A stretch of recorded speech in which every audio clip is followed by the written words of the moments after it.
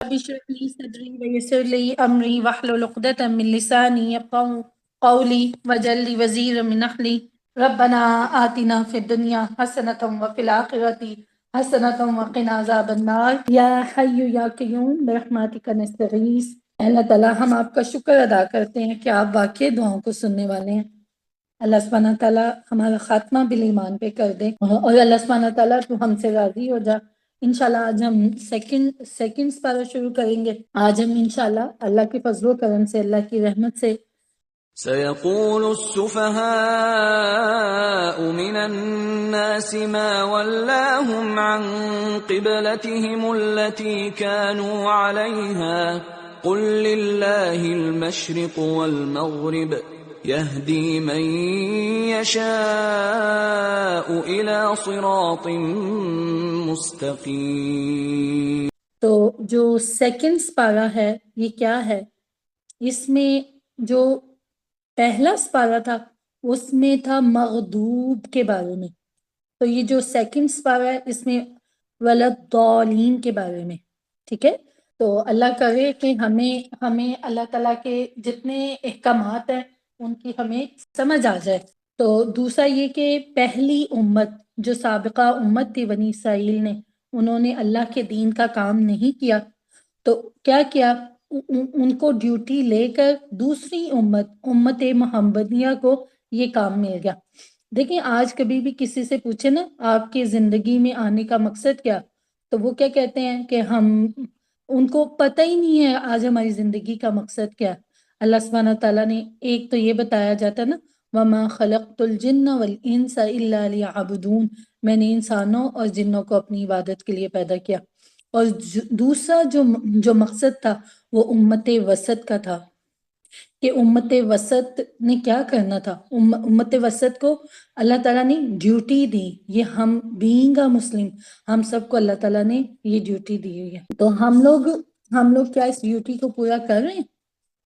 تو اللہ کرے کہ ہمیں آج پتہ لگ جائے کہ میری اور آپ کا اس دنیا میں آنے کا مقصد کیا تھا۔ نمبر 1 مقصد اللہ کی عبادت کرنی، نمبر 2 مقصد اللہ تعالیٰ کی جو میسیج ہے اس کو دوسروں تک پہنچانا ہے۔ تو اب ہم شروع کریں گے۔ ان قریب کہیں گے لوگوں میں سے احمق اور بے وقوف لوگ، یہ کون تھے؟ یہ ابھی انشاءاللہ آپ کو پتہ چل جاتا ہے۔ کس چیز نے پھیر دیا انہیں اس قبلے سے جس پر یہ تھے؟ ایسا تھا کہ جب اللہ کے نبی ہجرت کر کے مکہ سے مدینہ گیا نا، اللہ کے نبی نے 16 سے 17 مہینے جب مکہ سے ہجرت کر کے مدینہ گیا نا، تو اللہ کے نبی نے 16 سے 17 مہینے بیت المقدس کی طرف منہ کر کے نماز پڑھی ہے نا۔ تو پھر اللہ تعالیٰ نے اپنے نبی کو حکم دے دیا کہ اب آپ نے بیت اللہ کی طرف ہی نماز پڑھنی ہے۔ کس چیز نے پھیر دیا انہیں اس قبلے سے جس پر یہ تھے؟ کہہ دیجئے اللہ ہی کے لیے ہے مشرق اور مغرب، اللہ تعالیٰ ہدایت دیتا ہے جس کو چاہتا ہے۔ وَكَذَلِكَ، اسی طرح ہم نے بنایا تم کو، کس کو بنایا؟ کم کے نیچے ہم اپنا نام لکھے، امت وسط، ایک امت سے دوسری امت کو اہم ڈیوٹی دی جا رہی ہے تاکہ تم لوگوں پر گواہ ہو، تم رسول صلی اللہ علیہ وسلم بھی تم پر گواہ ہو۔ تمہارا فرض منصبی ہے کہ رسول اللہ صلی اللہ علیہ وسلم نے جس دین کی گواہی تم پر اپنے قول عمل فعل سے دی، اسی دین کی گواہی تم اپنے قول سے بھی کہو اور عمل سے بھی پوری انسانیت کو دو۔ اب تم محمد صلی اللہ علیہ وسلم اور نوع انسانی کے درمیان واسطہ لنک بن گئے۔ اب تک نبوت کا سلسلہ جاری تھا، ایک نبی کی تعلیم ختم ہو جاتی یا اس میں چینجنگ ہو جاتی تو دوسرا نبی آ جاتا، اسی طرح پے در پہ انبیاء رسول چلے آ رہے تھے۔ ہر دور میں یہ معاملہ تسلسل کے ساتھ چلتا رہا۔ اب محمد رسول اللہ صلی اللہ علیہ وسلم پر نبوت ختم ہو رہی ہے، لیکن نسل انسانی کا سلسلہ تو قیامت تک جاری رہنا ہے۔ اب آگے لوگوں کو تبلیغ کرنا، ان تک دین پہنچانا، ان پر حجت قائم کرنا، شہادت علی الناس کا فریضہ سر انجام دینا کس کی ذمہ داری ہوگی؟ یہ ہماری ذمہ داری تھی۔ پہلے تو ہمیشہ یہی ہوتا رہا کہ اللہ کی طرف سے جبرائیل وحی لائے اور نبی کے پاس آگے نبی نے لوگوں کو سکھا دیا۔ اب یہ معاملہ اس طرح ہے کہ اللہ سے جبرائیل وحی لائے محمد رسول اللہ صلی اللہ علیہ وسلم کے پاس، اور محمد صلی اللہ علیہ وسلم نے سکھایا۔ اب تمہیں سکھانا ہے کس کو؟ پوری انسانیت کو۔ اب تمہاری حیثیت درمیانی واسطے کی ہے۔ یہ ہے جو ڈیوٹی آج ہمیں ملی۔ کیا ہم اس ڈیوٹی کو ہم پورا کر رہے ہیں؟ آج تو ہم لوگوں کو فیشن سکھا رہے ہیں، آج تو ہم لوگوں کو ریسیپیز سکھا رہے ہیں، آج تو ہم لوگوں کو ٹرینڈ سیٹل کرنا بتا رہے ہیں۔ تو یہ دین، یہ میری اور آپ سب کے کندھوں پہ بہت بڑی ذمہ داری ہے جو اللہ نے ڈالی۔ پھر نہیں مقرر کیا تھا ہم نے وہ قبلہ جس پر اے نبی صلی اللہ علیہ وسلم آپ پہلے سے تھے، مگر یہ جاننے کے لیے، یہ ظاہر کرنے کے لیے کہ کون رسول اللہ صلی اللہ علیہ وسلم کا اتباع کرتا ہے، کون اپنے الٹے پاؤں پھر جاتا ہے۔ یہ جو قبلے کی چینجنگ تھی نا، تبدیلی تھی، یہ جو انصار تھے نا، جو مدنی صحابہ تھے، ایک تو مکہ سے ہجرت کر کے انہوں نے تو اپنے امتحان کا ٹیسٹ دے دیا، ان کے ٹیسٹ میں سے 100/100 نمبر آ گئے، کیونکہ انہوں نے اپنا گھر بار، انہوں نے ہجرتیں کر لی۔ تو اب یہ تھی انصاری صحابہ کی ہجرت کہ کیا وہ اللہ کے نبی کی بات مان کے ہجرت کرتے ہیں؟ تو اللہ تعالیٰ بتا رہے ہیں یقیناً یہ بہت مشکل کام تھا، لیکن ان کے لیے نہیں جن کو اللہ نے ہدایت دے دی۔ تو آج ہمیں بھی کتنے دین کے احکامات مشکل لگتے ہیں نا، تو لیکن جن کو اللہ تعالیٰ رہنمائی دے دیتا، جن کو اپنے دین کی سمجھ دے دیتا، وہ ہر بات اللہ کی مان لیتے ہیں۔ تو جب قبلہ چینج ہوا تو وہاں کے جو تھے لوگ کہ ہم تو اتنے سالوں سے بیت المقدس کی طرف منہ کر کے نمازیں پڑھ رہے ہیں، ہماری نمازیں، ہماری عبادتیں وہ ساری ضائع، تو اللہ تعالیٰ نے اسی آیت میں بتا دیا کہ اللہ تعالیٰ ہرگز تمہارے ایمان کو ضائع نہیں کرے گا۔ تو یہاں ایمان کس کو کہا گیا؟ نماز کو کہا گیا، کیونکہ نماز کیا کرتی ہے؟ نماز ہمارا ایمان ہے۔ مومن اور کافر میں فرق کر دینے والی چیز نماز ہے۔ اگر آج ہم نماز نہیں پڑھتے تو ہم کیا ہوتے؟ ہم کفر کر رہے ہوتے، ہم کفر کر رہے ہوتے۔ تو پھر اس کے بعد اللہ تعالیٰ تو اپنے بندوں کے ساتھ شفقت کرنے والا ہے، تو اللہ تعالیٰ اپنے بندوں کے ساتھ بہت رحم کرنے والا ہے۔ اے نبی صلی اللہ علیہ وسلم، بلا شبہ ہم آپ کے چہرے کا بار بار آسمان کی طرف اٹھنا دیکھتے رہے ہیں، سو ہم پھیر دیتے ہیں آپ کو اسی قبلے کی طرف جو آپ کو پسند ہے۔ اللہ کے نبی جب وہاں سے نکلے ہیں نا، تو اللہ کے وہ نکالے گئے تھے نا، تو ایک پہاڑ پہ کھڑے ہو کے دور دور سے تو پہلے کعبہ نظر آتا تھا، تو اللہ کے نبی کی آنکھوں میں آنسو، تو کہتے کہ میں اس گھر کو کبھی بھی نہ چھوڑتا اگر مجھے یہاں سے نکالا نہ جاتا۔ تو آج ہماری بھی جب ہم اللہ کے گھر کو چھوڑ کے آتے ہیں تو ایسی کیفیت ہوتی ہے نا، جب ہم لاسٹ طواف وداع کر رہے ہوتے ہیں یا ویسے طواف کر رہے ہوتے ہیں کہ کل ہم نے اپنے ملک پاکستان چلے جانا نا، تو اللہ اپنے نبی کو تسلیاں دے رہا ہے کہ آپ کو پسند ہے، ہم آپ کو راضی کر دیں گے، ہم پھیر دیں گے آپ کا چہرہ۔ تو بس اب پھیر دیجئے اپنے رخ کو مسجد الحرام کی طرف۔ اے مسلمانوں، جہاں کہیں بھی تم ہو اپنا چہرہ نماز میں اسی کی طرف پھیر لو۔ یہ لوگ جنہیں کتاب دی گئی تھی جانتے ہیں کہ تحویل قبلہ کا حکم حق ہے ان کے پروردگار کی طرف۔ وَمَا اللَّهُ بِغَافِلٍ عَمَّا تَعْمَلُونَ، اللہ تعالیٰ تمہارے کاموں سے، تمہاری کرتوتوں سے اللہ غافل نہیں ہے جو تم کر رہے ہو۔ اے نبی صلی اللہ علیہ وسلم، اگر آپ ان اہل کتاب کے سامنے ہر قسم کی نشانیاں پیش کر دیں تب بھی آپ کے قبلے کی پیروی نہیں کریں گے، اور نہ ہی اب آپ نے پیروی کرنی ہے ان کے قبلے کی۔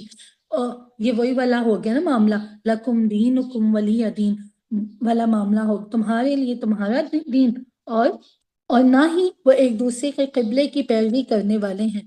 وَلَا إِنِ اتَّبَعْتَ، اگر بالفرض اے نبی صلی اللہ علیہ وسلم، بہت پاورفل یہ والی بات ہے جو اللہ اپنے نبی کو کہہ رہا ہے۔ اے نبی صلی اللہ علیہ وسلم، بالفرض اگر آپ نے ان کی خواہشات کی پیروی کی اس علم کے بعد جو آپ کے پاس آ چکا ہے، تو آپ اس وقت ظالموں میں سے ہو جائیں گے۔ اللہ اکبر کبیرہ۔ تو دیکھیں اب آپ بھی تو ماشاءاللہ 125 آیات کا علم حاصل کر چکے ہیں نا۔ آج کس کو نہیں پتا جھوٹ بولنا گناہ ہے، تو ہمارے پاس علم ہے نا۔ تو اگر اللہ اپنے نبی کو اتنے دو ٹوک انداز میں بات کر رہا ہے کہ آپ ظالموں میں سے ہو جائیں، تو آج ہم نے اپنی جان پہ کتنے ظلم کیے اللہ کی باتوں کو نہ مان کے۔ کس کو نہیں پتا غیبت گناہ ہے تو ہم غیبت کرتے ہیں، ہم اپنی جان پہ ہی ظلم کر رہے ہیں۔ کس کو نہیں پتا دودھ میں پانی ملانا گناہ۔ میں تو کبھی سوچتی ہوں کہ جانور ہم سے زیادہ اچھے ہیں، انہوں نے تو کبھی ملاوٹ والا دودھ دیا ہی نہیں ہے، وہ تو خالص جانور ہم سے بہتر ہیں۔ تو آج دیکھیں علم آنے کے بعد جب ہم خواہشات کو فالو کرتے ہیں تو ہم ظالموں میں سے ہو جاتے ہیں. تو دیکھیں یہاں پہ کلیئر کٹ اللہ اپنے نبی کو کہہ رہا ہے. تو نبی کے ذریعے پیغام مجھے اور آپ کو ہے. جن لوگوں کو ہم نے کتاب دی وہ اس کو پہچانتے ہیں جیسا کہ اپنے بیٹوں کو پہچانتے ہیں. تو البتہ ان میں سے ایک گروہ وہ ہیں جو جانتے بوجھتے حق کو چھپاتے ہیں. یہ حق ہے آپ کے رب کی طرف سے. تو آپ ہرگز شک کرنے والوں میں سے نہ بنے. ہر ایک کے لیے ایک سمت ہے جس کی طرف وہ رخ کرتا ہے. تو کرنے کا کام کیا ہے؟ فاستبقوا الخیرات. تو مسلمانوں تم نیکیوں میں دوڑو. آج میں دیکھوں کہ میری دوڑ کس طرف ہے. میری دوڑ کیا مالوں کی طرف ہے، دنیا کی طرف ہے، یا کچن کی طرف ہے؟ آج ہم بھی اپنی دوڑوں کو چیک کر لیں. یہاں تو اللہ کہہ رہا ہے نیکیوں کی طرف دوڑو. تو جہاں کہیں بھی تم ہوگے اللہ تم سب کو جمع کر کے لے آئے گا. آج تو تم اللہ کی طرف دوڑتے نہیں ہو، لیکن اللہ تعالیٰ ایک قیامت کا دن آئے گا تم خود ہی دوڑتے ہوئے آؤ گے، اللہ خود ہی لے آئے گا. تو اللہ تعالیٰ یہ سب کچھ کرنے پہ قدرت بھی رکھتا ہے. اور جہاں کہیں بھی آپ نکلیں تو نماز کے وقت اپنا رخ کس کی طرف پھیر لیجئے؟ مسجد الحرام کی طرف. یقیناً یہ حق ہے آپ کے رب کی طرف سے. اللہ تعالیٰ غافل نہیں ہے جو تم کام کر رہے ہو. جہاں کہیں سے بھی آپ نکلیں تو آپ اپنا رخ نماز کے وقت مسجد حرام ہی کی طرف کیجئے. اے مسلمانوں جہاں کہیں بھی تم ہو نماز کے وقت اپنے چہروں کو اسی کی طرف پھیرو تاکہ باقی نہ رہیں لوگوں کے پاس تمہارے خلاف کوئی دلیل مگر وہ لوگ جنہوں نے جو ان میں سے ظالم ہے. فلا تخشوہم. نہ ان سے ڈرو. واخشونی. مجھ سے ڈرو اس لیے کہ میں تم پر اپنی نعمت تمام کروں گا. لعلکم تہتدون. تاکہ تم ہدایت پاؤ. تو آج ہم کن سے ڈرتے ہیں؟ اللہ سے ڈرنا. اللہ کہہ رہا ہے کہ میرے بندو مجھی سے ڈرو، لوگوں سے نہ ڈرو. تو آج ہمیں زیادہ کس کا ڈر ہوتا ہے؟ لوگوں کا ڈر ہوتا ہے. ہم نے اپنی زندگی سے لوگوں کا ڈر نکال کے ہم نے اللہ کا ڈر لگا لینا. تو چھوٹی چھوٹی فکروں کو نکال کے ہم نے بڑا غم، بڑا فکر آخرت لگا لینا ہے. تو جیسا کہ ہم نے آیت نمبر 151 جیسا کہ ہم نے بھیج دیا تمہارے درمیان ایک رسول خود تم ہی میں سے. وہ کیا کرتا ہے؟ تلاوت کرتا ہے تم پر ہماری آیات اور تمہیں پاک کرتا ہے، تمہیں تعلیم دیتا ہے کتاب اور حکمت کی، تمہیں تعلیم دیتا ہے ان چیزوں کی جو تمہیں نہیں معلوم. تو اللہ کے نبی کے کیا تھا آنے سے پہلے وہاں کے کیا حالات تھے؟ اللہ تعالیٰ نے ہم پہ اپنا احسان کیا، اتنا پیارا نبی بھیجا نا. تو نبی کے آنے کا کیا مقصد تھا؟ تاکہ وہ تلاوت کرتا، تزکیہ کرتا، گناہوں سے پاک کرواتا نا. پھر اس کے بعد آیت نمبر 52 کو دیکھیں. فاذکرونی اذکرکم واشکروا لی ولا تکفرون. یا ایہا الذین آمنوا استعینوا بالصبر والصلاة ان اللہ مع الصابرین.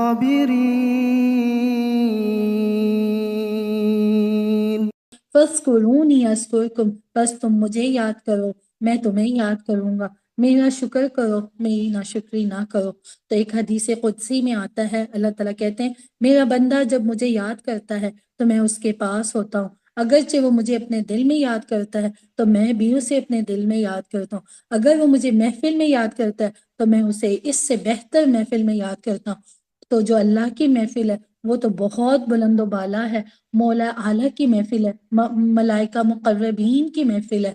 تو اللہ تعالیٰ دیکھیں یہ یک طرفہ محبت نہیں ہے، یہ دونوں طرف محبت ہے. اللہ تو محبت کرتا ہی ہے اپنے بندے سے. ہم نے بھی اللہ کی باتوں کو مان کے اپنی محبتوں کا ثبوت دینا ہے. پھر اس کے بعد اللہ تعالیٰ کہتے ہیں، پھر اللہ تعالیٰ ایمان والوں کو پکار رہے ہیں. کیا کہہ رہے ہیں؟ اے ایمان والوں کیا کرو؟ مدد طلب کرو صبر اور نماز کے ساتھ. اللہ تعالیٰ صبر کرنے والوں کے ساتھ ہے. جو صبر کرتا ہے اللہ تعالیٰ ان کے ساتھ ہو جاتا ہے. مت کہو ان کو جو اللہ کی راہ میں قتل ہو جائیں کہ وہ مردہ ہیں، بلکہ وہ زندہ ہیں لیکن تمہیں ان کی سمجھ نہیں ہے. جو اللہ کی راہ میں قتل ہو جائیں ان کو جنت میں داخلے کے لیے یوم آخرت تک کا انتظار نہیں کرنا ہوگا. شہداء کو اسی وقت راہ راست جنت میں داخلہ ملتا ہے، لہٰذا وہ تو زندہ ہیں۔ تو دیکھیں جو دین کے سپاہی ہوتے ہیں، جو طالب علم کی بھی جو موت ہوتی ہے وہ شہادت کی موت ہوتی ہے۔ تو اللہ کرے کہ ہم بھی طالب علم بن جائیں، اللہ تو ہمیں بھی طالب علم بنا دے اور پکا سچا بنا دے۔ پھر ہم تمہیں اب دین کے راستے میں آ گئے ہو، تمہیں ڈیوٹی مل گئی ہے امت وسط ہونے کی، تب تمہیں ڈیوٹی کے ساتھ پھر کام بھی کرنا ہوگا، پھر تمہاری زندگی میں آزمائشیں بھی آئیں گی، تم لازمن آزمائیں گے، کس قدر بھوک سے، خوف سے۔ دیکھ لو جس راہ میں تم نے قدم رکھا ہے، اب آزمائشیں آئیں گی، تکلیفیں آئیں گی، رشتہ دار ناراض ہوں گے، شوہر اور بیوی کے درمیان تفریق ہوگی، اولاد والدین سے جدا ہوگی، فساد ہوگا، فتور ہوگا، جھگڑا ہوگا، جان و مال کا نقصان ہوگا۔ ہم خوف کی کیفیت سے بھی تمہاری آزمائش کریں گے، بھوک سے بھی۔ صحابہ کرام نے کیسی کیسی سختیاں جھیلی، کئی روز کے فاقے برداشت کیے، تو اور مالوں اور جانوں اور پھلوں کے نقصان سے اللہ تعالیٰ آزمائیں گے۔ اور خوشخبری ہے جو ان دکھوں پہ، ان تکلیفوں پہ صبر کر جائے۔ اور وہ لوگ جن کو جب بھی کوئی مصیبت پہنچتی ہے مشکل کے وقت، وہ کیا کہتے ہیں؟ اِنَّ لِلَّهِ وَإِنَّا إِلَيْهِ راجعون، بے شک ہم اللہ کے ہیں، اللہ ہی کی طرف لوٹ کر جانا ہے۔ تو زندگی میں ہمیں کوئی دکھ، کوئی تکلیف، کوئی ایکسیڈنٹ کی خبر سنیں تو ہم فوراً اِنَّ لِلَّهِ وَإِنَّا إِلَيْهِ راجعون کہہ دیں۔ دیکھیں یہاں پہ ورڈ کیا آیا کہ جب بھی کوئی مصیبت پہنچے، آپ کی ہنڈیا جل جائے، بچہ گر جائے، تو اِنَّ لِلَّهِ وَإِنَّا إِلَيْهِ راجعون پڑھا کریں۔ تو پھر ایسے لوگوں کو کیا انعامات ملیں گی؟ یہی ہے وہ لوگ جن پر ان کے رب کی عنایتیں ہوں گی اور رحمتیں ہوں گی، یہی لوگ ہدایت یافتہ ہوں گے۔ یعنی مرد مومن کی تو نشانی یہی ہے کہ جب موت آتی ہے تو مسرت کے ساتھ اس کے ہونٹوں پر مسکراہٹ آ جاتی ہے، وہ دنیا سے مسکراتا ہوا رخصت ہوتا ہے۔ یہ ایمان کی علامت ہے۔ بندہ مومن اس دنیا میں زیادہ دیر تک رہنے کی خواہش نہیں کر سکتا، اسے معلوم ہے وہ دنیا میں جو لمحہ بھی گزار رہا ہے اس کا حساب دینا ہوگا۔ تو جتنی عمر بڑھ رہی ہے حساب زیادہ بڑھ رہا ہے۔ حدیث میں ہے کہ دنیا کو مومن کے لیے قید خانہ اور کافر کے لیے جنت قرار دیا گیا۔ تو پھر ایسے لوگوں پر جنہوں نے تکلیفوں میں صبر کیا، اللہ کی رحمتیں ہیں اور یہ لوگ ہدایت پانے والے ہیں۔ پھر اللہ تعالیٰ بتا رہے ہیں آیت نمبر 158 میں کہ صفا اور مروہ اللہ کی نشانیوں میں سے ہے۔ پھر جو کوئی بھی تم میں سے حج کرے گھر کا یا عمرہ کرے تو اس پر کوئی حرج نہیں کہ ان دونوں کا طواف بھی کرے، اور جو کوئی بھی بھلائی کا کام خوشی سے کرے تو پھر اللہ تعالیٰ اس کی کیا ہے، وہ اس کی قدردانی کرے گا۔ تو ہم نے مارے باندھے کوئی بھی نیکی کا کام جو کرنا ہے خوشی سے کرنا ہے۔ اب آپ کلاس میں آئے ہیں، خلاصۃ القرآن کے لیے آئے تو خوشی سے آئیں۔ تو دیکھیں اللہ تعالیٰ کہہ رہے کہ جو خوشی سے کرے گا اللہ تعالیٰ اس کی قدردانی کرے گا۔ دیکھیں آپ کی بھی کوئی بیٹی یا بہو آپ پانی کا گلاس مانگیں، پیار سے لا کر دے تو آپ کتنا خوش ہوتے ہیں نا۔ اگر وہ گلاس بھی دے کر جائے، اس کے منہ پہ منہ بھی بنا، ہم کہتے ہیں اس سے بہتر ہم خود پی لیتے ہیں نا۔ تو نیکیوں کو خوشی سے کریں، جیسے ہم خوشی سے اپنے بچوں کی شادیوں کی خوشیاں مناتے ہیں نا، تو نیکیوں کو بھی خوشی سے کیا کریں۔ تو یقیناً وہ لوگ جو چھپاتے ہیں اس چیز کو جو ہم نے نازل کی بینات میں سے اور ہدایت میں سے، بعد اس کے کہ ہم نے اس کو واضح کر دیا لوگوں کے لیے کتاب، یہی ہے وہ لوگ لعنت کی ان پر، اللہ نے لعنت کی ان پر لعنت کرنے والوں میں۔ تو کیا ہے واضح نشانیاں جو تورات میں تھی، یہ بنی اسرائیل چھپاتے تھے، چھپانے کی وجہ سے اللہ تعالیٰ نے ان پہ لعنت کی۔ تو یہ یہود کی طرف لعنت ہے۔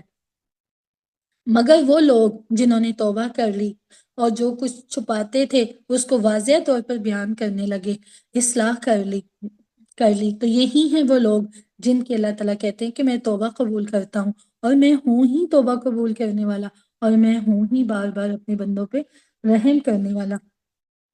یقیناً جن لوگوں نے کفر کیا وہ اسی حال میں مر گئے، کفر پر قائم تھے، تو ایسے لوگوں پہ اللہ کی لعنت ہے، فرشتوں کی لعنت ہے، تمام جہان والوں کی لعنت ہے۔ تو اس لعنت کے سبب ہوگا کیا؟ وہ ہمیشہ اسی لعنت میں رہیں گے، اور یہ ہمیشہ اسی لعنت میں رہیں گے، نہ ان پر سے عذاب میں کوئی کمی کی جائے گی، نہ ان کو مہلت دی جائے گی۔ اور اللہ تعالیٰ پھر بتا رہے ہیں، بہت پیاری آیت ہے، تمہارا ایک ہی الہ ہے، الہکم الہ واحد، تمہارا ایک ہی اللہ ہے، لا الہ الا ہو، نہیں ہے اس کے سوا کوئی بھی مگر وہ جو ایک اللہ ہے وہ ہے کیسا ہے، وہ بڑا ہی مہربان، بار بار اپنے بندوں پہ رحم کرنے والا ہے۔ تو قرآن ہمیں کیا بتاتا ہے؟ قرآن یہ بتاتا ہے کہ ایک اللہ ہے، سب کو پتا ہے اللہ ہے، لیکن میسج کیا ہے کہ ایک اللہ ہے۔ پھر ایک اللہ اب اپنی کاریگری دکھائیں گے۔ یہ ہے آیات الآیات، کیا ہے؟ یقیناً آسمان اور زمین کی تخلیق میں، رات اور دن کے الٹ پھیر میں، اور کشتیاں اور جہازوں میں، سمندر میں یا دریاؤں میں لوگوں کے نفع بخش سامان لے کر چلتی ہیں، اس زمین میں کہ جو اللہ نے آسمان سے اتارا، پھر اس سے زندگی بخشی زمین کو اس کے مردہ ہو جانے کے بعد، اور ہر قسم کے حیوانات، چرند اور پرند اس کے اندر اللہ تعالیٰ نے پھیلا دیے، اور ہواؤں کی گردش میں اور ان بادلوں میں جو اللہ تعالیٰ نے معلق کر دیا آسمان اور زمین کے درمیان، یہ نشانیاں ہیں اس قوم کے لیے جو عقل حاصل کرنا چاہتے ہیں۔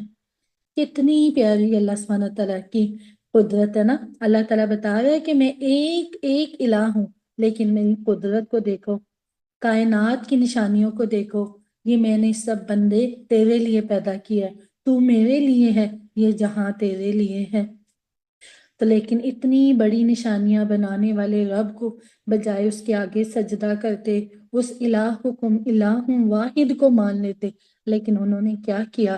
بعض لوگوں میں سے کچھ ایسے بھی ہیں جو اس الہ واحد کو چھوڑ کر اور چیزوں کو اپنا ہمسر اور مد مقابل بنا لیتے ہیں۔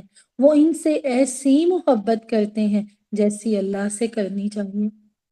تو آج ہم دیکھیں، ہم تو نہیں ایسا کر رہے، یہ دراصل ایک فلسفہ ہے۔ ہر باشعور انسان کسی نہ کسی چیز کو اپنا آئیڈیل بنا لیتا ہے، اور پھر کیا کرتا ہے؟ پھر اس سے بھرپور محبت کرتا ہے، اس کے لیے جیتا ہے، اس کے لیے مرتا ہے، قربانیاں دیتا ہے، کوئی قوم کے لیے، کوئی وطن کے لیے، کوئی خود اپنی ذات کے لیے قربانی دیتا ہے۔ لیکن بندہ مومن یہ سارے کام اللہ کے لیے کرتا ہے، وہ اپنا مطلوب، مقصود، محبوب صرف اللہ کو بناتا ہے، وہ اللہ ہی کے لیے جیتا ہے، اللہ ہی کے لیے مرتا ہے۔ ان صلاتی و نسکی و محیای و مماتی للہ رب العالمین، میری نماز، میری قربانی، میرا جینا، میرا مرنا اللہ ہی کے لیے ہے جو تمام جہانوں کا پروردگار ہے۔ اللہ مجھے اپنے پسند کا بنا لے، اللہ مجھے ایسا ہی بنا لے۔ لیکن انہوں نے ایک الہ واحد کو چھوڑ کر کچھ اور الہ بنا لیے، وہ اللہ، اتنے بڑے اللہ کو چھوڑ کر انہوں نے دوسروں سے محبتیں شروع کر دی۔ تو ساتھ ہی اللہ تعالیٰ نے بتا دیا کہ 5 انگلیاں ایک جیسی نہیں ہیں، سب ایک جیسے نہیں ہیں۔ وہ لوگ جو واقعتاً صاحب ایمان ہوتے ہیں وہ اللہ سے شدید محبت کرتے ہیں۔ آج ہم بھی اپنے آپ کو چیک کریں کہ کیا میں اللہ سے محبت کرتی ہوں؟ کوئی شے اگر اللہ سے بڑھ کر محبوب ہو گئی تو وہ تمہاری معبود ہے۔ تم نے اللہ کو چھوڑ کر اس کو اپنا معبود بنا لیا، چاہے وہ دولت ہی ہو۔ حدیث نبوی میں ہے، ہلاک و برباد ہو جائے درہم دینار کا بندہ، خواہ اس کا نام عبد الرحمن ہو، حقیقت میں وہ مال کا بندہ ہے، اس لیے کہ وہ یہ خواہش رکھتا ہے دینار آنا چاہیے، مال آنا چاہیے، چاہے وہ حرام آئے یا حلال سے آئے، جائز ذرائع سے آئے یا ناجائز ذرائع سے آئے، تو اس کا معبود اللہ نہیں، مال بن گیا۔ تو اگر یہ ظالم لوگ اس وقت دیکھ لیں جب یہ دیکھیں گے عذاب کو، کون سے ظالم لوگ؟ جنہوں نے اللہ کو چھوڑ کر دوسرے معبود بنا لیے۔ اللہ سے محبت کرنی تھی لیکن انہوں نے اللہ کو چھوڑ کر دوسری چیزوں سے محبت کی۔ تو قیامت کے دن کیا ہوگا؟ جب یہ لوگ عذاب کو دیکھیں گے اس وقت کہیں گے ان القوۃ للہ جمیعا، ساری کی ساری قوتیں اللہ کی ہیں۔ آج تو کہتے ہیں نا فلاں کرنے والا ہے، فلاں بھرنے والا ہے، فلاں بیٹے دینے والا ہے، لیکن اس وقت جب دیکھیں گے ساری کی ساری قوتیں اللہ کی ہیں تو پھر اللہ تعالیٰ سزا دینے میں بہت سخت ہے۔ یہ بہت پاورفل آیات ہے۔ اس وقت وہ لوگ جن کی دنیا میں پیروی کی گئی تھی اپنے پیروں سے اظہار برات کریں گے، وہ عذاب سے دوچار ہوں گے، ان کے تمام تعلقات ختم ہو جائیں گے، اور جو ان کے پیروکار تھے وہ کہیں گے کہ اگر کہیں ہمیں دنیا میں ایک بار لوٹنا مل جائے تو ہم بھی ان سے اسی طرح اظہار برات کریں جیسے آج یہ ہم سے بیزاری ظاہر کر رہے ہیں۔ اسی طرح اللہ تعالیٰ ان کے اعمال کو ان کے لیے حسرت بنا کر دکھائے گا۔ قیامت کے دن ہمیں حسرتیں ہوں گی، کاش ہم اللہ سے محبت کر لیتے، کاش ہم رسول کے طریقوں کو اپنا لیتے، تو لیکن ان کی یہ کاش کہیں کام نہیں آئیں گے۔ وہ کہیں گے کاش ہم نے سوچا ہوتا، کاش ہم نے ان اللہ کے علاوہ جن لوگوں کو پوجتے تھے نہ پوجا ہوتا، کاش ہم نے اپنا لیڈر اللہ کو مانا ہوتا، کاش ہم نے نبی کے رستے کو اپنایا ہوتا۔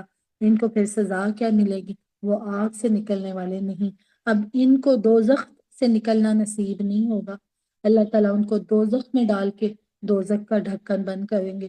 کہتے ہیں جہنم کے بارے میں آتا ہے کہ جہنم جوش مارے گی، بولے گی حل من مزید، ہے کوئی اور؟ تو اللہ تعالیٰ اپنے پاؤں کی ایڑی اس کے منہ کے آگے رکھ دیں گے کہ وہ جوش مار رہی ہوگی۔ کہاں ہے متکبرین، کہاں ہے مشرکین، کہاں ہے منافقین؟ تو اللہ تعالیٰ ہم سب کو جہنم سے بچا لے۔ پھر اس کے بعد اللہ تعالیٰ تمام انسانیت کو بلا رہے ہیں، مجھے اور آپ کو بلا رہے ہیں۔ اب بلا کر اللہ کہہ رہے ہیں اے لوگو زمین میں جو کچھ ہے حلال اور طیب سے کھاؤ، جو کچھ حلال اور طیب ہے اسے کھاؤ، اور کھاتے تو اللہ کا رزق ہو، اس کا رزق کھا کے اس کی انرجی لے کے اس انرجی کو اللہ کے رستے میں لگاؤ۔ کیا نہ کرو، شیطان کے نقش قدم کی پیروی نہ کرو، وہ کیا ہے؟ وہ تمہارا کھلا دشمن ہے۔ آج ہم کس کو دشمن سمجھتے ہیں؟ ہم تو اپنی وہ جو شریکے کے رشتہ دار ہیں ان کو دشمن سمجھتے ہیں۔ قرآن العظیم ہمیں بتا رہا ہے کہ شیطان تمہارا کھلا دشمن ہے۔ اللہ کرے کہ آج ہمیں اپنے دشمن کی پہچان ہو جائے۔ وہ شیطان تو بس تمہیں بدی اور بے حیائی کا حکم دیتا ہے، جو دشمن ہے وہ کیا کرتا ہے؟ بے حیائی، برائی کا حکم دیتا ہے، اس کا کہ تم اللہ کی طرف وہ باتیں منسوب کرو جن کے بارے میں تمہیں کوئی علم نہیں۔ جب ان سے کہا جاتا ہے پیروی کرو اس کی جو اللہ نے نازل کیا، تو وہ کیا جواب دیتے ہیں؟ وہ کہتے ہیں کہ ہم تو اسی کی کو فالو کریں گے جو جس طریقے پہ ہمارے ابو اجداد کرتے تھے نا، وہ اللہ تعالیٰ کے احکامات کو نہیں مانتے تھے، وہ کہتے تھے ہم اپنے باپ دادا کے طریقوں کو فالو کریں گے۔ تو آگے سے اللہ تعالیٰ بتا رہے ہیں اگرچہ ان کے جو اباء و اجداد نہ کسی بات کو سمجھ پائے ہوں نہ ہدایت یافتہ ہوں، پھر بھی وہ اپنے اباء و اجداد کے ہی طریقے کی پیروی کرتے رہیں گے۔ تو اللہ تعالیٰ بتا رہے ہیں کہ جو ان کے باپ دادا تھے وہ شاید کچھ سمجھتے نہ ہو، پھر بھی آپ انہی کو فالو کرو گے۔ تو جن کو یہ فالو کر رہے ہیں وہ ہے کیسے؟ ان لوگوں کی مثال جنہوں نے کفر کیا ایسی ہے جیسے کوئی شخص ایسی چیز کو پکارے جو پکار اور آواز کے سوا کچھ نہ سمجھتی ہو۔ جو لوگ محض باپ دادا کی تقلید میں اپنے کفر پر اڑ گئے ہیں، ان کی تشبیہ جانوروں سے دی گئی جنہیں پکارا جائے تو وہ پکارنے والے کی پکار اور آواز تو سنتے ہیں لیکن سوچنے سمجھنے کی صلاحیت سے بالکل عاری ہوتے ہیں۔ رسول اللہ صلی اللہ علیہ وسلم اور مسلمان ان لوگوں کو سمجھانے کی کوشش کر رہے ہیں لیکن وہ اس دعوت پر کان دھرنے کو تیار نہیں، بہرے ہیں، گونگے ہیں، اندھے ہیں، بس وہ عقل نہیں رکھتے۔ پھر اللہ تعالیٰ ایمان والوں کو پکار کر اللہ تعالیٰ کیا کہہ رہے ہیں؟ اے ایمان والو، اللہ تعالیٰ کہہ رہے ہیں اے ایمان والو کھاؤ ان تمام پاکیزہ چیزوں میں سے جو ہم نے تمہیں دی ہے، اور اللہ کا رزق کھا کے کیا کرو؟ وَاشْكُرُوا لِلَّهِ، اللہ کا شکر ادا کرو۔ اگر تم واقعتاً اسی کی عبادت کرنے والے ہو، اپنے رب کا شکر ادا کرو۔ دیکھیں قرآن کا میسج سٹارٹنگ سے کیا ہم پڑھ رہے ہیں؟ الحمدللہ، اللہ ہمیں شاکرین میں سے کر دے۔ اس نے تو تم پر یہی حرام کیا مردار اور خون اور خنزیر کا گوشت، اور جس پر اللہ کے سوا کسی بھی چیز کا نام لیا گیا ہو وہ حرام ہے۔ پھر جو کوئی تم میں سے مجبور ہو جائے، خواہش مند ہو اور حد سے آگے بڑھنے والا نہ ہو تو اس پر کوئی گناہ نہیں۔ اللہ تعالیٰ بخشنے والا اور رحم کرنے والا ہے۔ یعنی کسی جانور کو ذبح کرتے ہوئے کسی بت کا، کسی دیوی کا، کسی دیوتا کا، الغرض اللہ کے سوا کسی کا بھی نام لیا گیا ہو تو وہ حرام ہے۔ اس کا گوشت کھانا حرام مطلق ہے، لیکن اس کی تابع یہ صورت بھی ہے کہ کسی بزرگ کا قرب حاصل کرنے کے لیے جانور کو اس کے مزار پر لے جا کر وہاں ذبح کیا جائے، اگرچہ دعویٰ یہ ہو کہ صاحب مزار کے اصالِ ثواب کی خاطر اللہ کے لیے ذبح کیا جا رہا ہو، تو اس لیے اصالِ ثواب کی خاطر تو یہ عمل گھر پر بھی کیا جا سکتا ہے، تو وہ بھی جائز نہیں۔ ان الذین یکتمون، یقیناً وہ لوگ جو چھپاتے ہیں اس کو جو اللہ نے نازل کیا ہے کتاب میں سے، وہ فروخت کرتے ہیں اسے بہت حقیر سی قیمت پر، یہی ہیں وہ لوگ جو اپنے پیٹوں میں آگ کو بھر رہے ہیں۔ تو کیا ہوگا؟ ایسے لوگوں کے ساتھ اللہ تعالیٰ قیامت کے دن بات بھی نہیں کرے گا اور ان کو گناہوں سے پاک بھی نہیں کرے گا، پھر الٹا ان کے لیے کیا ہوگا؟ ان کے لیے دردناک عذاب ہوگا۔ تو انہوں نے کیا کیا تھا؟ انہوں نے دنیا کے فائدوں کے لیے، حقیر سی چیزوں کے لیے انہوں نے اپنے دین کو بیچ ڈالا۔ تو یہ ہیں وہ لوگ جنہوں نے ہدایت دے کر گمراہی خرید لی، اللہ مغفرت ہاتھ سے دے کر انہوں نے عذاب خرید لیا۔ تو یہ کس قدر صبر کرنے والے ہیں دوزخ پر، ان کا کتنا حوصلہ ہے کہ جہنم کا عذاب برداشت کرنے کے لیے تیار ہیں، اس لیے کس طرح کی تیاری کر رہے ہیں۔ اللہم سیبا نافعا، باہر اتنی تیز بارش ہو رہی ہے، تو کہتے ہیں کہ جب تیز بارش ہوتی ہے نا، اس میں بھی اللہ تعالیٰ دعاؤں کو قبول کرتے ہیں۔ اللہ تعالیٰ یہ رحمت کی بارش ہمارے لیے زحمت نہ بن جائے، اللہ تعالیٰ اس رحمت کی بیماری کو ہمارے لیے رحمتیں بتا دیں۔ اللہ تعالیٰ ہم سب کے تمام گناہوں کو معاف کر دیں۔ اللہ تعالیٰ نبی صلی اللہ علیہ وسلم کی بات ہے، حدیث ہے کہ تیز بارش میں بھی دعائیں قبول ہوتی ہیں۔ اللہ تعالیٰ جتنی میری بہنیں دکھی ہیں، اللہ جو بے اولاد ہیں، اللہ جن کے جو پریشان ہیں اپنے گھروں میں، اللہ جن بچیوں کے رشتے نہیں ہوئے، اللہ تعالیٰ ان کے بہترین سبب لگا دے۔ اللہ مائیں پریشان ہیں، اللہ اتنی اتنی پیاری بچیاں ہیں، اللہ تعالیٰ ان کے بہترین سبب لگا دے۔ اللہ رمشا بیٹی کا بھی، اللہ اور بھی اتنی بیٹیاں، اللہ تعالیٰ تو رحمان ہے، تو رحیم ہے، اللہ تعالیٰ تو مسبب الاسباب ہے، اللہ تعالیٰ ہم نہیں جانتے مگر تو سب کچھ جانتا ہے۔ اللہ تعالیٰ سب بچیوں کے نصیب بہت بہتر کر دے اور اس کے حلال عطا کر دے۔ اللہ تعالیٰ تو ہم پہ اپنا کرم کر دے، اللہ ہماری دعاؤں کو تو سن لے۔ آیت نمبر 176، یہ اس لیے کہ اللہ نے تو کتاب نازل کی حق کے ساتھ، یقیناً جن لوگوں نے کتاب میں اختلاف کر ڈالا اور وہ ضد اور مخالفت میں بہت دور نکل گئے۔ آیت نمبر 177 یہ ہے، اس آیت کو بولتے ہیں آیت بر۔ نیکی یہی نہیں کہ تم اپنے چہرے مشرق اور مغرب کی طرف پھیرو، بلکہ نیکی تو اس کی ہے جو کہ ایمان لائے اللہ پر اور آخرت کے دن پر، فرشتوں پر، کتاب پر اور نبیوں پر۔ تو یہ نیکی ہے، اور وہ خرچ کرتے ہیں مال کو اس کی محبت کے باوجود۔ مال کی محبت ہوتی ہے لیکن پھر بھی وہ خرچ کرتے ہیں۔ کہاں پہ خرچ کرتے ہیں؟ آج میں اپنا مال دیکھوں، میرا مال بازاروں میں، شاپنگوں میں، دنیا کی چیزوں میں، کہاں، لیکن اللہ بتا رہا ہے کہاں پہ مال خرچ کرنا ہے۔ اپنے مال کو مال کی محبت کے باوجود بھی قرابت داروں میں، یتیموں میں، محتاجوں میں، مسافروں میں، مانگنے والوں پر، گردنوں کے چھڑانے پر، اور قائم کرے نماز، ادا کرے زکوٰۃ، اور وعدوں کو پورا کرے جب وعدہ کریں، اور صبر کریں تنگی میں، تکلیف میں، لڑائی کے وقت۔ تو یہی لوگ ہیں سچے۔ اللہ تعالیٰ کہہ رہے ہیں کہ جو لوگ یہ کام کر لیتے ہیں وہ ہیں سچے، تو یہی ہیں وہ لوگ متقین۔ اللہ ہمیں بھی ان میں سے کر دے، اللہ ہم بھی صبر کریں دکھ میں، تکلیف میں، اللہ ہمیں بھی پکا سچا نمازی بنا دے، اللہ ہمیں بھی زکوٰۃ ادا کرنے والا بنا دے، اللہ ہم بھی اپنا مال تیرے دین کی سربلندی کے لیے تیرے پسندیدہ جگہوں پہ لگائیں، جیسے قرآن میں آتا نا، لن تنالوا البر حتى تنفقوا مما تحبون، تم نیکی کے مقام کو پہنچنے ہی نہیں سکتے جب تک کہ خرچ نہ کرو اس میں سے جو چیز تمہیں محبوب ہے۔ یہ نہیں کہ جس شے سے طبیعت اکتا گئی ہو، جو کپڑے بوسیدہ ہو گئے ہوں، وہ کسی کو دے کر حاتم تائی کی قبر پر لات مار دو۔ جو شے خود پسند ہو، عزیز ہو، اگر اس میں سے نہیں دیتے تو تم نیکی کو پہنچ نہیں سکتے۔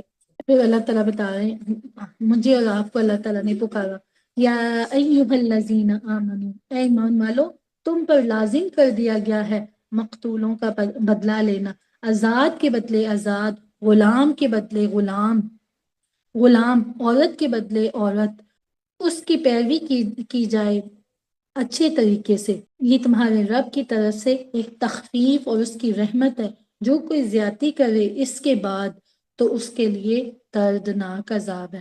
تو یہاں اس کو بولتے ہیں آیت قصاص، یہ بدلہ، کہ آزاد کے بدلے آزاد۔ یہ نہیں کہ اب کسی آزاد کو قتل کیا تو اس کی جگہ کسی غلام لونڈی کو قتل کر دیا جائے، نہیں، عورت ہوئی ہے، عورت کے بدلے عورت ہوگی۔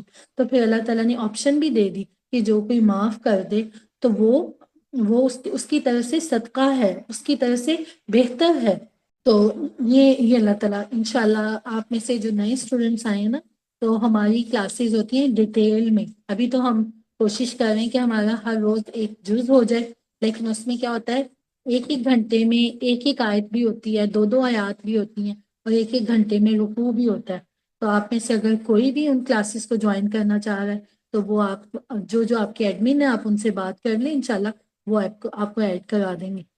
ایسے تو ہم حق ادا نہیں کرتے، بس یہ ہوگا کہ ہم انشاءاللہ گو تھرو ہو جائیں گے۔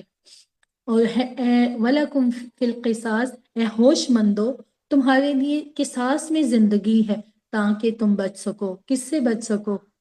اس قاتل سے بچ سکو۔ مثلا اگر آپ بدلہ لے لیتے ہیں، اس قاتل کو قتل کر دیتے ہیں جس نے قتل کیا، تو اس سے کیا ہوگا؟ ساری انسانیت کا، باقی لوگوں کا قتل ہونا بچ جائے گا۔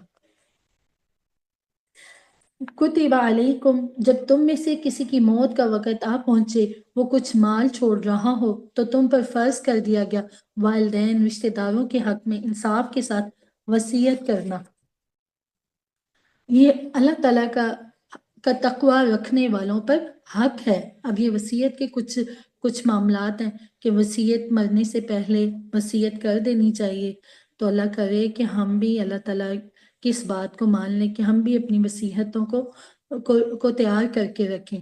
تو جس نے بدل دیا اس وصیت کو اس کے بعد کہ اس کو سنا تھا، تو اس کا گناہ انہی پر آئے گا جو اسے تبدیل کرتے ہیں۔ یقیناً اللہ تعالیٰ خوب سننے والا، خوب جاننے والا، وصیت کرنے والا ان کے اس گناہ سے بری ہے۔ اس نے تو صحیح وصیت کی تھی، اگر گواہوں نے بعد میں اس وصیت میں تحریف اور تبدیلی کی تو اس کا گناہ اس کی جان پر ہی آئے گا۔ پھر جس کو اندیشہ ہو کسی وصیت کرنے والے کی طرف سے جانبداری کا یا حق تلفی کا، اگر کسی کو اندیشہ ہو دیانتداری کے ساتھ اس کی یہ رائے ہو کہ وصیت کرنے والے نے ٹھیک وصیت نہیں کی بلکہ بے جا جانبداری کا مظاہرہ کیا یا کسی کی حق تلفی کر کے گناہ کمایا ہے، تو وہ اس وصیت کو بدل سکتا ہے۔ تو اس طرح کے اندیشے کے بعد کسی نے ورثاء کو جمع کیا، ان سے کہا دیکھو ان کی وصیت تو یہ تھی لیکن اس میں یہ زیادتی والی بات ہے، اگر تم سب لوگ متفق ہو تو اس میں تبدیلی کر دی جائے۔ تو پھر جس نے تبدیلی کی ہوگی تو اس کے پر کوئی گناہ نہیں، بے شک اللہ تعالیٰ بخشنے والا اور رحم کرنے والا ہے۔